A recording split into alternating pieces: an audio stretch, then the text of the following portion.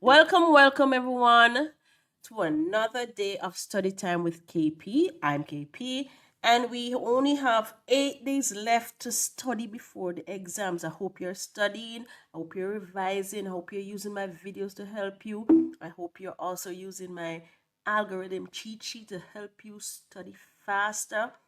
So, any questions you have, leave them in the comments. And without any further ado, let us continue. First question. Algorithms can be represented as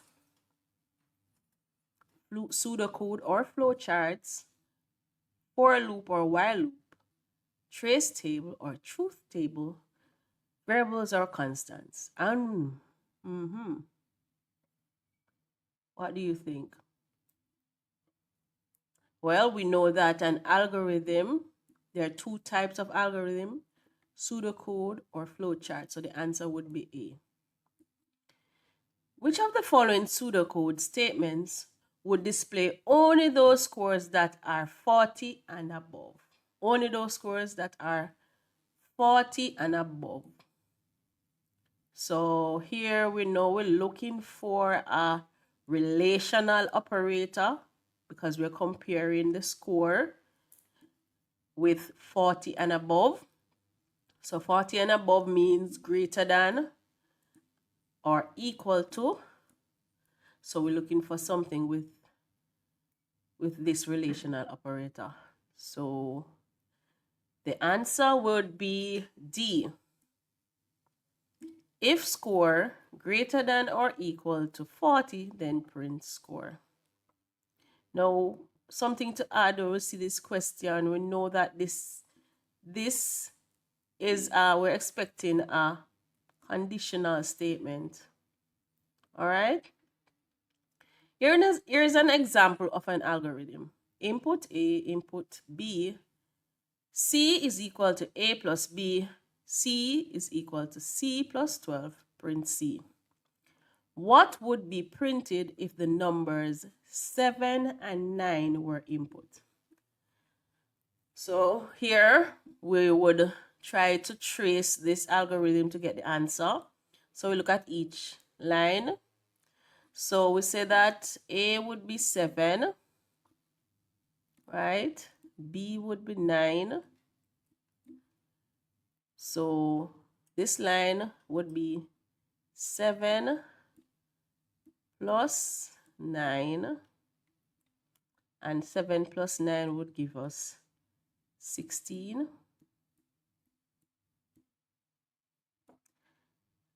C is equal to C plus 12. Now C in this example would now be 16 and will be added 12. What's our answer? This is 28. Print C. So we get C here is 28. So we're looking for the answer, 28. Now, next one. Here is an example of an algorithm. Input A, input B. C is equal to A plus B. If A is greater than B, then C is equal to C plus 1. Else, C is equal to C minus 1. And if print C. What would be printed if the numbers 6 and 8 were input? We're doing the same thing again. We'll be tracing the algorithm to get the answer. So A, first line, A would be 6. B, all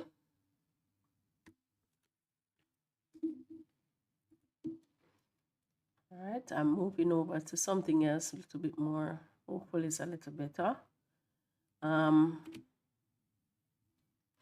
So we're saying that A would be 6, B would be 8.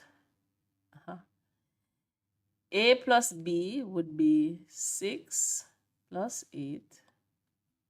6 plus 8 is equal to 14. So C is 14. Now, if next line says if A is greater than B, then Is A greater than B? A in this example is 6 and B is 8. Is A greater than B? No. So we wouldn't go into this bracket of the statement. We will move to the next section, the else, which will C is equal to C minus 1. So C is here 14 minus 1, and that would be 13.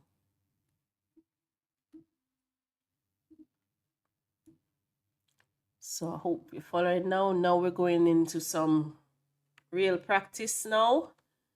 Actually writing algorithms. So let me adjust the screen so that we have enough space. Right?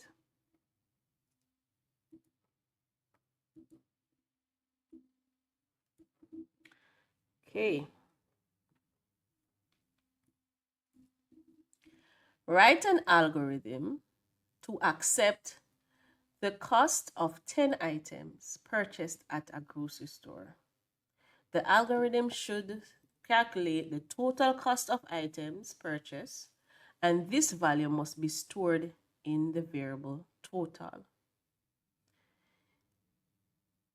If the total cost of all items is $2,000 or more, a discount of 10%, a 10% discount should be given.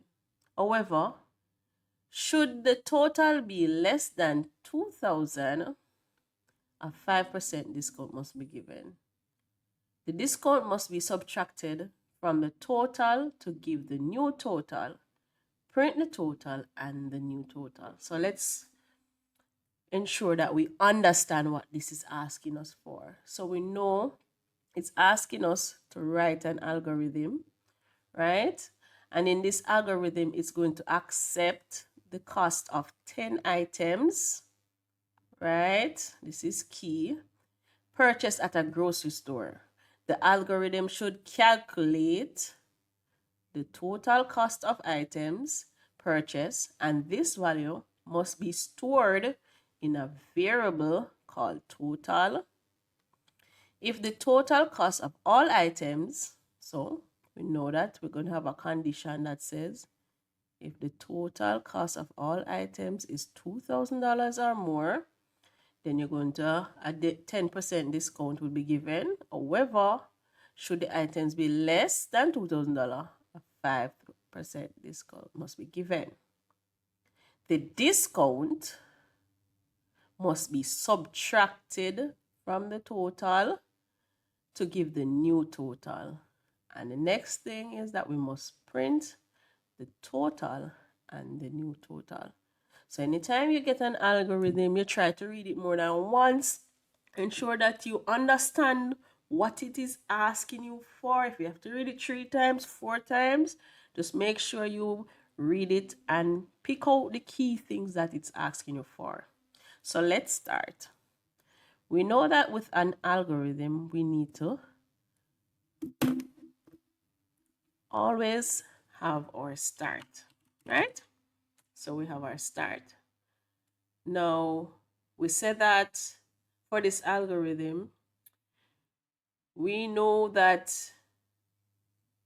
you need to have a cost, right? We'll be accepting the cost of some items, and it will be 10 items that we're purchasing from the grocery store. So once we know how many items we'll be purchasing, right? We know based on this, we're doing a loop, right?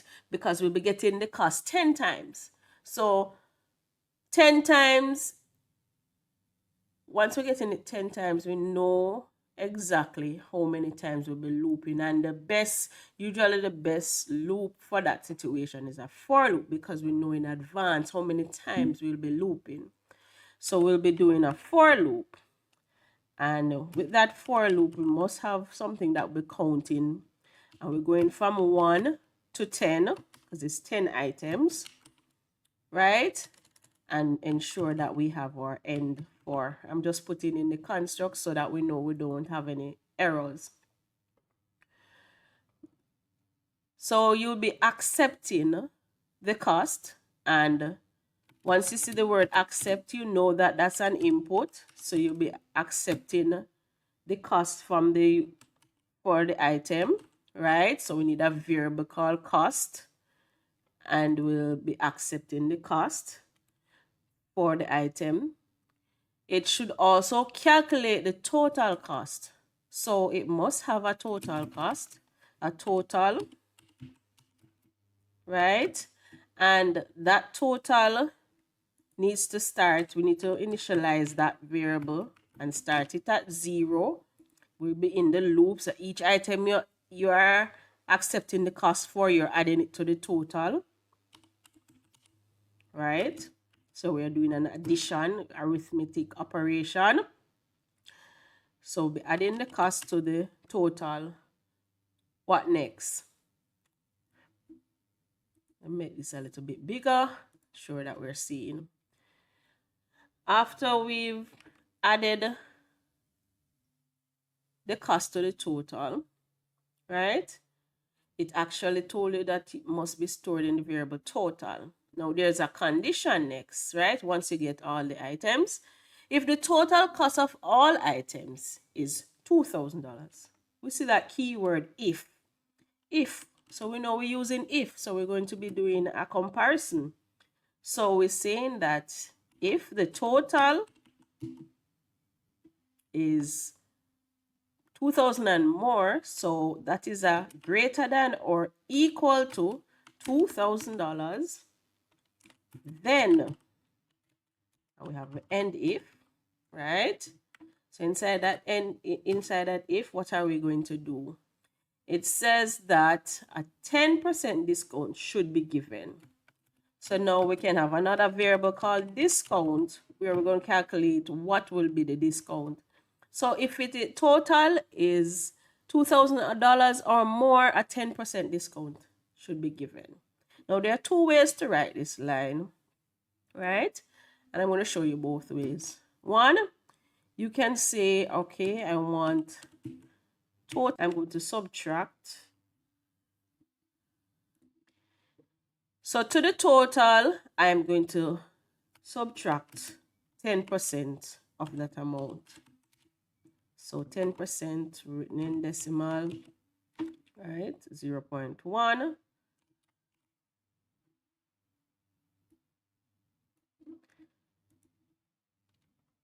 Another way to write this line would be, we could write that line again in another way. We could have said discount is equal to total times 0.9. So that's for my math folks.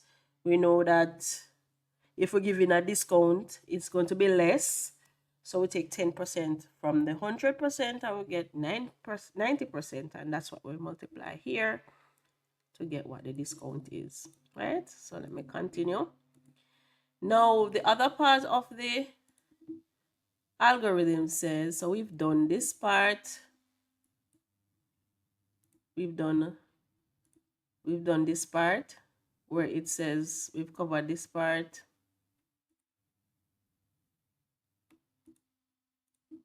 We've covered this part where it is more than $2,000 10% discount.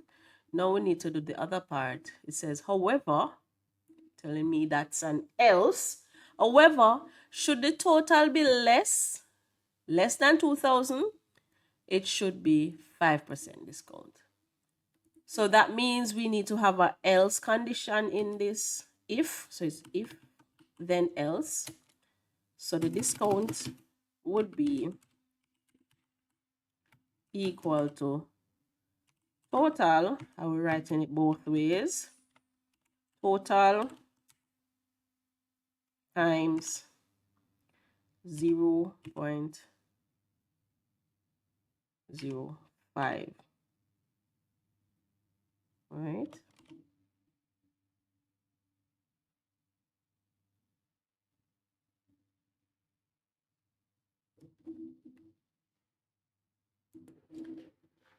So now we can represent that same line in another way, alternative discount would be equal to, change the color here so you see a difference.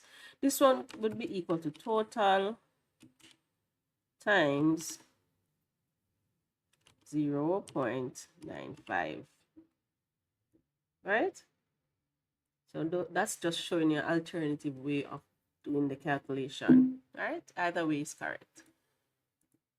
Now let's continue. So we have done those part. We have accepted the cost of 10 items. We have calculated the total cost of items purchased, right? And stored in a variable called total. So now what else do we need to do? It says discount must be subtracted from the total to give the new total. So now we need another total. So after we've calculated the discount, we now need to calculate the new total. So the new total would be total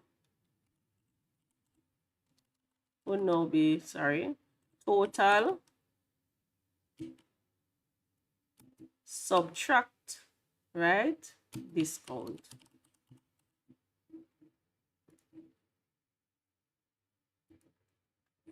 So we have done that section, and now the last part of the algorithm needs to be, we need to print. So we're going to print total and new total.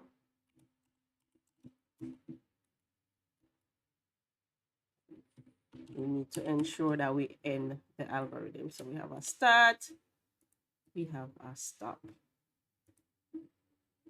All right. So that's the algorithm. So we've completed everything. So just to make sure that it's seen clearly, these lines were just an alternative way of doing the calculation. Says we can use any one of the options, it would still be correct. Let's try another one.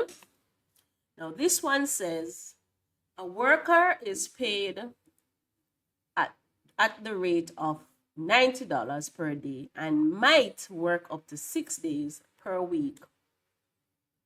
Write an algorithm to accept the rate of pay and the number of days worked. The algorithm should then calculate and print the weekly salary paid to a worker. All right, so let us pick out the key things so we know what we're doing. The worker is paid at the rate of $90 per day. So we know we have a rate of $90 per day and might work up to 6 days per week. So you're going to work up to 6 days per week. Write an algorithm to accept the rate. So we're going to accept the rate of pay and the number of days worked, right? The algorithm should then calculate, we're going to calculate and print the weekly salary paid to the worker. So first thing we're going to do, we start an algorithm and we must have our stop, right? Now, the worker is paid at a rate of $90 per day. So in this one, it says that you should accept the rate of pay. And we already know what the rate of pay is, which is $90 per day. So we're just going to have a variable that we put $90 in, right? The rate. Next thing, it says that we need to also accept the number of days worked. So we're going to ask the user to enter number of days worked. Enter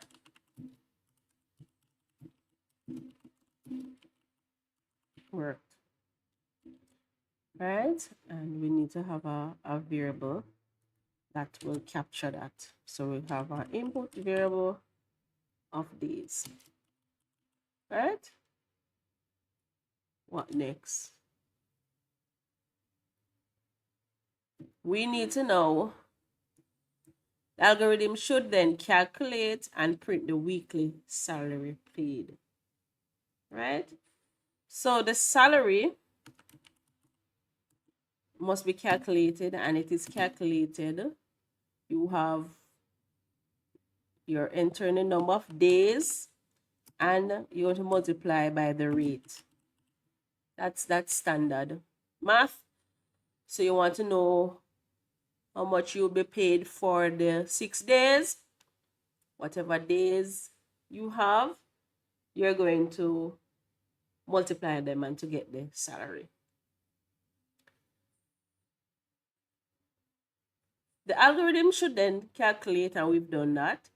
Now the next thing says it must print the weekly salary. So we should print, and we'll print the salary. So we can put a statement, weekly salary paid, I'll put the salary amount. That's it. That's it. So we have captured everything. We've captured the rate, accepted the number of days worked, and calculated the salary and print the salary. Now looking at this algorithm, what if I should ask you what kind of construct it is using, the answer would be sequential, right? There's no branching, there's no looping. You need to follow each step one after the other. Let's move to the next question. Now this is a part B to the question. It says extend the algorithm in part A to include a bonus of $150, which should be added to the salary. If the worker's basic salary is more than $450, print the new salary. So let me copy this algorithm just for reference in part B. So we have it as reference. So here's a copy of what we did in A. So let us extend this algorithm. So it is saying now that we need to include a bonus of $150 in the algorithm. So we need to include a bonus, $150, which should be added to the salary if the worker's basic salary is more than $450. So in our algorithm, we had calculated the salary, right? And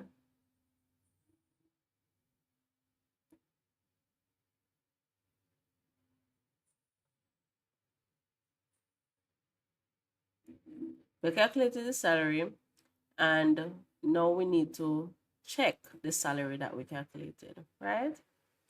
So we're going to if, so that's an if condition. That is us doing a check, because it's saying if the worker's basic salary is more than $450. So we see more than, we know that we're talking about greater than $450. So we are going to edit our algorithm to include that. So it's an if condition. So if the salary is greater than 450, then, right, then what are we going to do? We're going to include a bonus, which means we're going to add it to the salary. So new salary, and we could create another variable for it or keep the same variable, but just for clarity, I'm going to create another variable.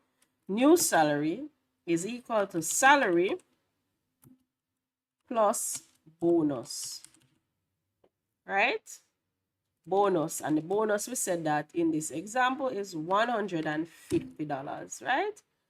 So the bonus is $150. And we have to make sure we end the if statement. So we have end if. Once that is done, it says print the new salary. So we're going to print new salary. Or we could say salary bonus.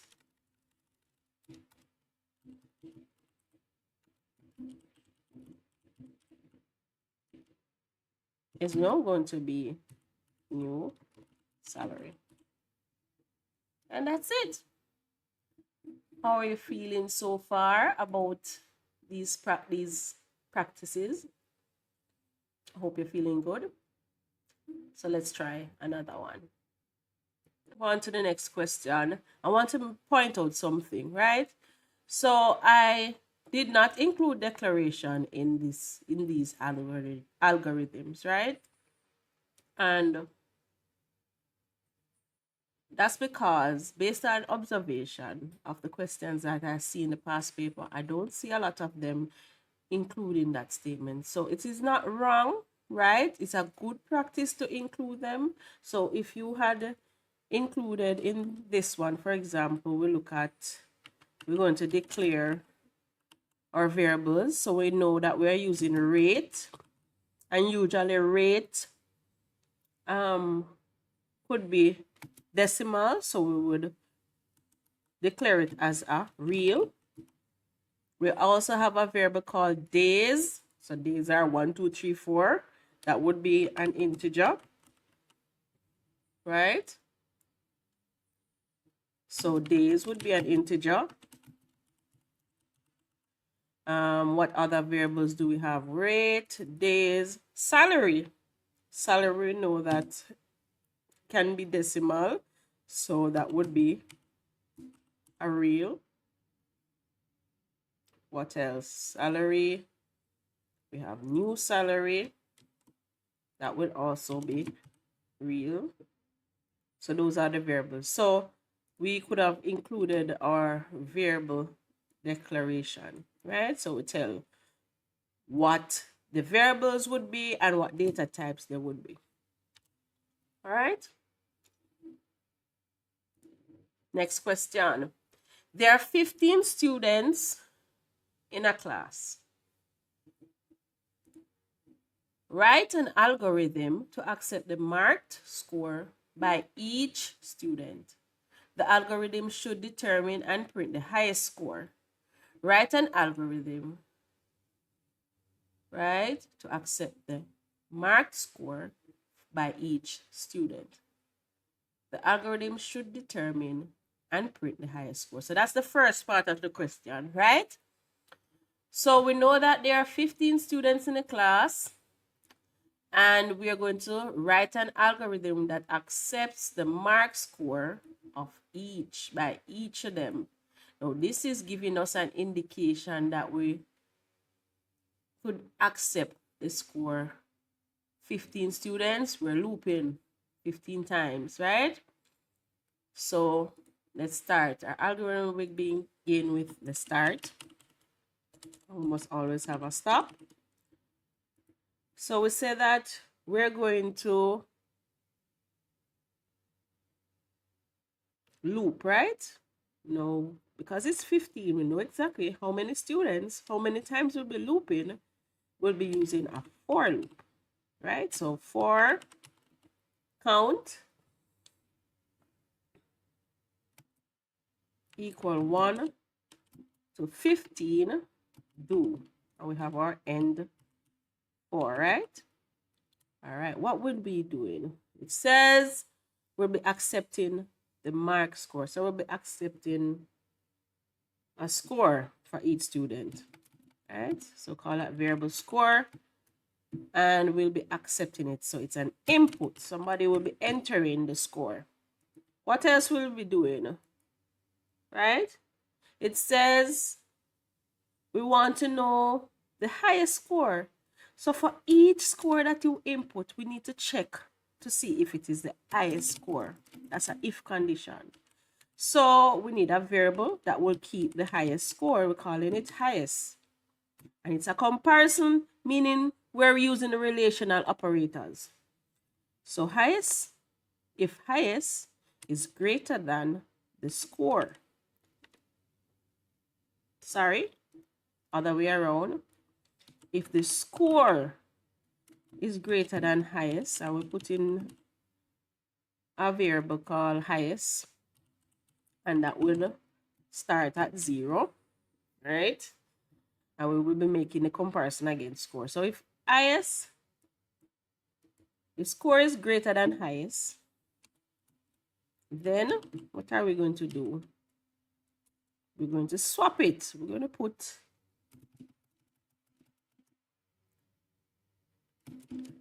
highest equal to score. We're going to put the score instead of highest, so that would be now the new highest. And we'll end if. So we'll be looping 15 times, right? Looping 15 times.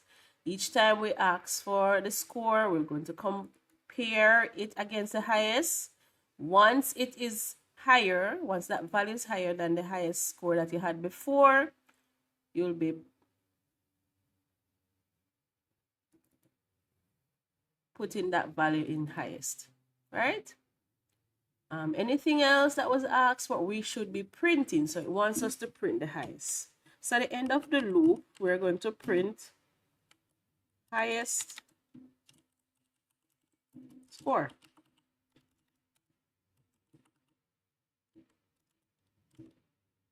And that would be highest.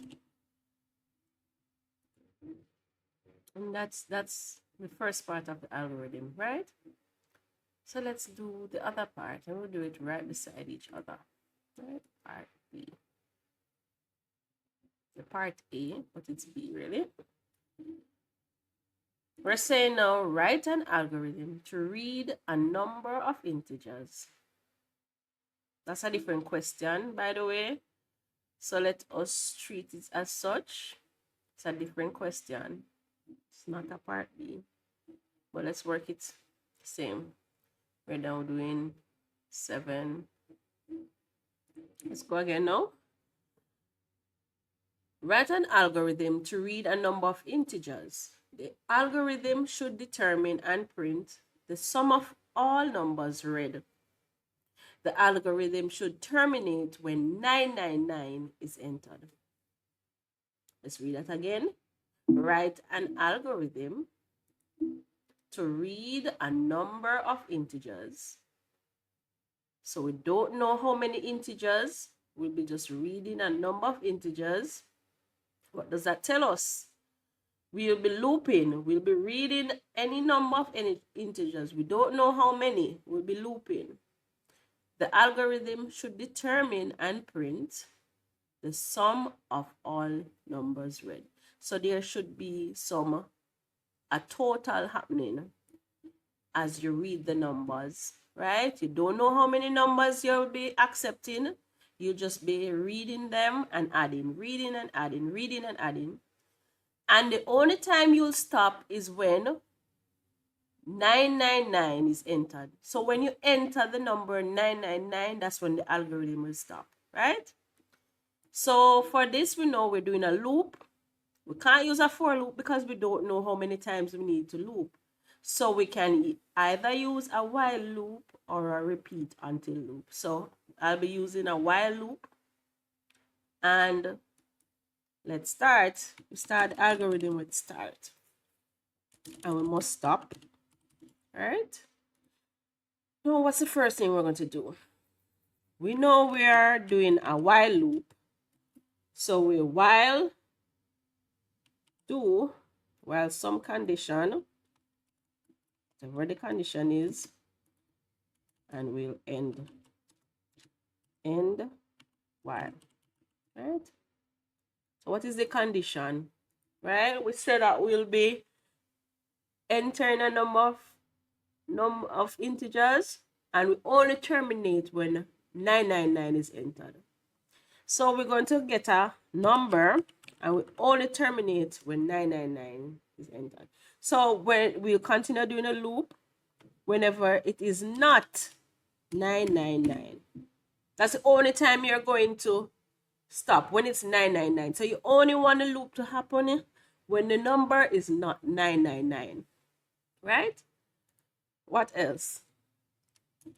We'll be reading a number of integers, right? Now, because we're using a number, right? What we'll have to do is accept the number before we enter the loop so that it does the check to know whether or not it should enter the loop. So inside the loop, what should we be doing? It says that each number you read, you're supposed to be summing. So we'll call that variable total. And that simply means we'll also need to initialize that variable to 0 to start, because we'll be adding numbers in a recursive, in a repetitive way, right? So be adding to each total, be adding the number, right? Anything else? What else are we supposed to be doing? So read a number of integers, then we're going to print the sum of all the numbers that are read. So at the end of the loop, when the loop is done, we're going to print whatever that total was, right? So total, and we're going to print the total. Are we following so far? Right? So this is